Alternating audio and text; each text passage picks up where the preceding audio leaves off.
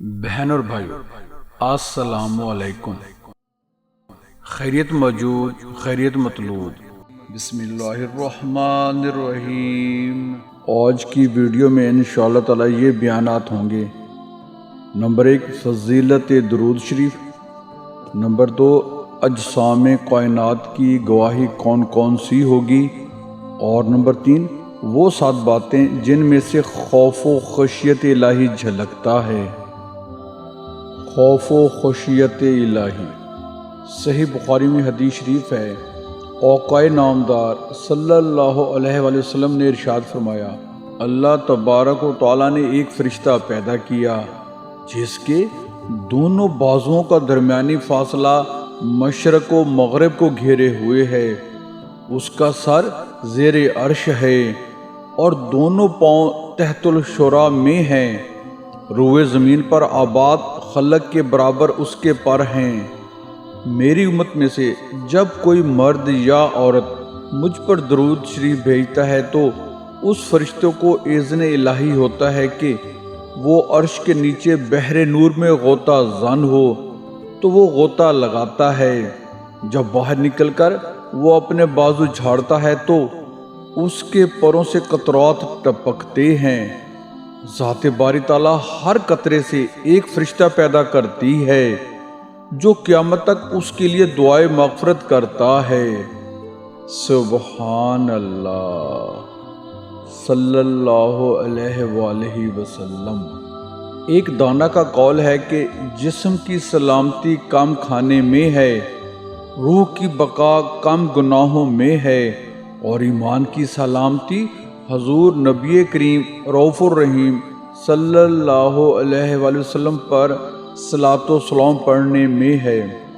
ارشاد خداوندی ہے سورہ الحشر آیت نمبر 18، جس کا مفہوم ایسے ہے، اے ایمان والو اللہ سے ڈرو، یعنی قلب میں خوف خدا پیدا کرو اور اس کی اطاعت و فرما برداری کرو۔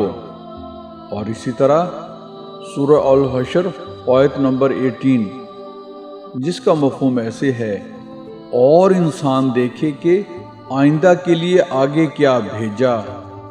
مطلب یہ ہے کہ روز جزا کے لیے کیا عمل کیا۔ مفہوم اس کا یہ ہے کہ صدقہ کرو اور اعمال صالحہ کرو تاکہ قیامت کے دن ان کا اجر پاؤ، اور اپنے رب سے ڈرتے رہو۔ اللہ تعالیٰ تمہاری ہر اچھی اور بری بات کو جانتا ہے۔ قیامت کے دن فرشتے، زمین، فلک، روز و شب تمام گواہی دیں گے کہ آدم زادے نے یہ کام بھلائی کا کیا یا برائی کا، اطاعت و تابعداری کی یا نافرمانی، حتیٰ کہ انسان کے اپنے اعضاء بھی اس کے خلاف گواہی دیں گے۔ ایماندار اور متقی و پرہیزگار انسان کے حق میں زمین گواہی دے گی، چنانچہ زمین یوں کہے گی، اس انسان نے میری پیٹھ پر نماز پڑھی، روزہ رکھا، حج کیا، جہاد کیا۔ یہ سن کر زاہد و متقی شخص شاداں و فرحاں ہوگا، اور کافر و نافرمان کے خلاف زمین گواہی دیتے ہوئے یوں کہے گی، اس نے میری پیٹھ پر شرک کیا، زنا کیا، شراب پی اور حرام کھایا۔ اب اس کے لیے ہلاکت و بربادی ہے اگر ارحم الراحمین نے اس کا کڑا محاسبہ کیا۔ صاحب ایمان وہ ہے جو جسم کے تمام اعضاء کے ساتھ اللہ تعالیٰ سے ڈر رکھتا ہو، جیسا کہ فقیہ ابو العز رحمۃ اللہ علیہ نے فرمایا، 7 باتوں میں اللہ تعالیٰ کے خوف کا پتہ چل جاتا ہے۔ نمبر 1، اس کی زبان غلط بیانی، غیبت، چغلی، تہمت اور فضول بولنے سے بچی ہو، اور اللہ تعالیٰ کا ذکر کرنے، تلاوت کلام پاک کرنے اور دینی علوم سیکھنے میں لگی ہو۔ نمبر 2، اس کے دل سے عداوت، بہتان اور مسلمان بھائیوں کا حسد نکل جائے، کیونکہ حسد نیکیوں کو چاٹ جاتا ہے، جیسا کہ فرمان مصطفی صلی اللہ علیہ وآلہ وسلم ہے۔ ابن ماجہ میں حدیث شریف ہے، یعنی حسد نیکیوں کو کھا جاتا ہے، جیسے آگ لکڑی کو کھا جاتی ہے۔ جاننا چاہیے کہ حسد دل کی رذیل ترین بیماریوں میں سے ایک بیماری ہے، اور دل کی بیماریوں کا درمان صرف علم و عمل سے ہی ہو سکتا ہے۔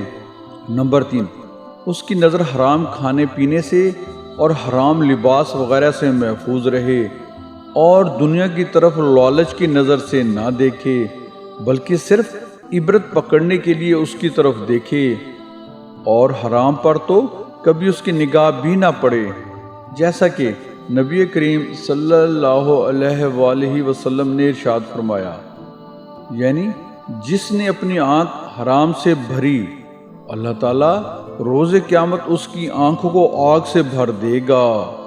استغفر اللہ۔ نمبر 4، اس کے پیٹ میں حرام غذا نہ جائے، یہ گناہ کبیرہ ہے۔ حضور نبی کریم صلی اللہ علیہ وآلہ وسلم نے ارشاد فرمایا، یعنی بنی آدم کے پیٹ میں جب حرام کا لقمہ پڑا تو زمین و آسمان کا ہر فرشتہ اس پر لعنت کرے گا جب تک کہ وہ لقمہ اس کے پیٹ میں رہے گا، اور اگر اسی حالت میں مرے گا تو اس کا ٹھکانہ جہنم ہوگا۔ استغفر اللہ۔ نمبر 5، جانب حرام دست دراز نہ کرے، بلکہ حت المقدور اس کا ہاتھ اطاعت الہی کی طرف بڑھے۔ حضرت قعب الاحبار رضی اللہ تعالیٰ عنہ سے روایت ہے کہ اللہ تعالیٰ نے سبز موتی کا محل پیدا فرمایا، اس میں 70,000 گھر ہیں، اور ہر گھر میں 70,000 کمرے ہیں، اس میں وہی داخل ہوگا جس کے سامنے حرام پیش کیا جائے اور وہ صرف خوف الہی کی وجہ سے اسے چھوڑ دے۔ سبحان اللہ۔ نمبر 6، اس کا قدم اللہ تعالیٰ کی نافرمانی میں نہ چلے، بلکہ صرف اس کی اطاعت و خوشنودی میں رہے، عالموں اور نیکوں کی طرف حرکت کرے۔ نمبر 7، عبادت و مجاہدہ انسان کو چاہیے کہ خالص اللہ تعالیٰ کے لیے عبادت کرے، ریاکاری و منافقت سے بچتا رہے۔ اگر ایسا کیا تو یہ ان لوگوں میں شامل ہوگا جن کے متعلق ارشاد خدا بندی ہے، سورہ الزخرف آیت نمبر 35، جس کا مفہوم ایسے ہے، اور تیرے رب کے نزدیک آخرت ڈرنے والوں کے لیے ہے۔ دوسری آیت میں یوں ارشاد فرمایا، سورہ الدخان آیت نمبر 51، جس کا مفہوم ایسے ہے، بے شک متقی امن والے مقام میں ہوں گے۔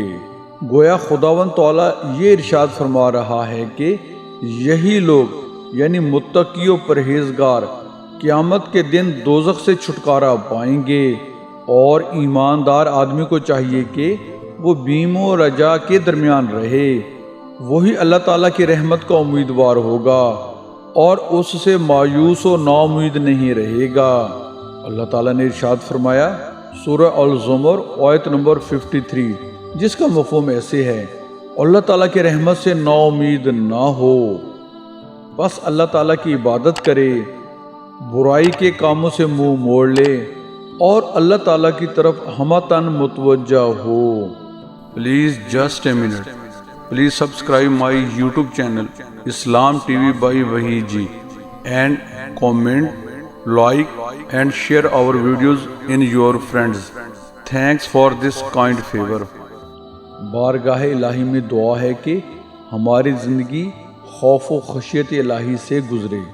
آمین۔ جزاک اللہ۔